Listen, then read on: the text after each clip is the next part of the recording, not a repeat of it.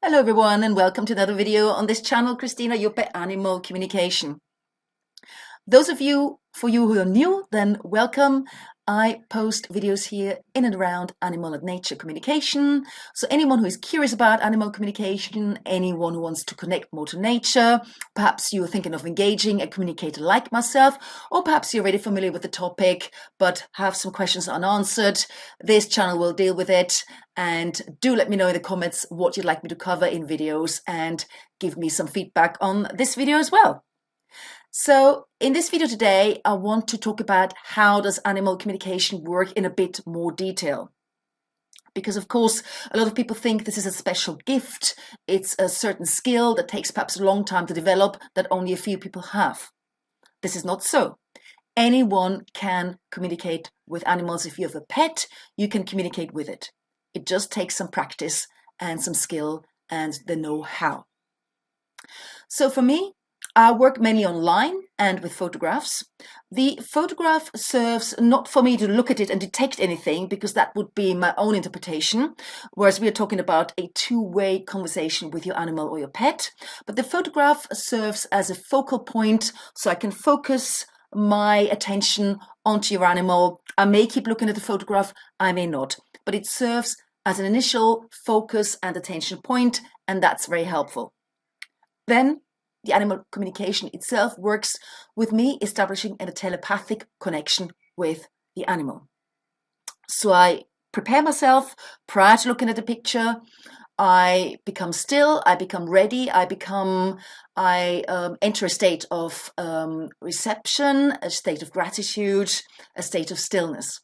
And then, having looked at the picture, I will connect with your animal, and this is telepathically, just like you would perhaps think of a person and wonder, I haven't heard from this friend in a long time. I wonder how she or he is, and sort of spend a few moments thinking about your friend, and boom, the next hour he or she calls or sends an email. It's not altogether that different. But of course, we're dealing here with specific questions, with specific issues, a reason why you've engaged me to communicate with your animal. So having established a connection telepathically, I then ask the animals questions. And this, again, is not something I say out loud, but this is all to do with my thoughts, with the pictures I make in my head, depending on what the query is. So this gets telepathically transferred to the animal. Space and time are irrelevant, and the animal receives my thoughts, my pictures, my queries, because we are then on the same frequency. Think of it as a radio wave. You tune the radio to a certain frequency, to a certain program you want to hear, and you can receive this program loud and clear. Sometimes there is perhaps some disturbances, some distortion, you have a little unclarity and need to back check and ask more questions. And that's exactly also with animal communication. But basically, I transmit questions, messages to the animals with my thoughts, with my other senses, with pictures, with perhaps smells, scents. So all the senses come into play here. And the animal receives this and then in turn transmits back. And I may receive these messages from your animal, the answers to your questions, by way of a thought, which then translates into a word for me, by way of a picture, by way of a smell, by way of a feeling. And all that together then comprises the messages the animal has to give to me and comprises the answers to your questions. And it has to be said that, of course, animals have free will. I've said this in a previous video, but I'll say it again because it's important. Animals have free will.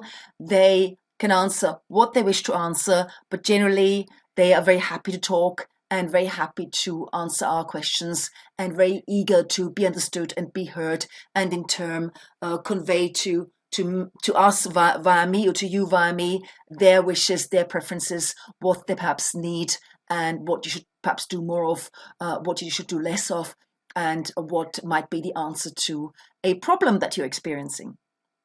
So I hope that's been helpful. It's a telepathic communication with your animal. It's literally like a conversation all in your head, and it works via our various senses. And obviously, the clearer the communication is, The more detail you receive, I receive, the better the feedback. It all depends on the mood an animal is in as well. An animal may not be ready to communicate and I might have to try again, but that is rare. Most of the time, if I've prepared well, the animal trusts me and knows that I'm actually his or her friend. I want to help, and then everything goes from there. Do you have any questions? Is anything unclear? Have you perhaps tried your hand-animal communication as well?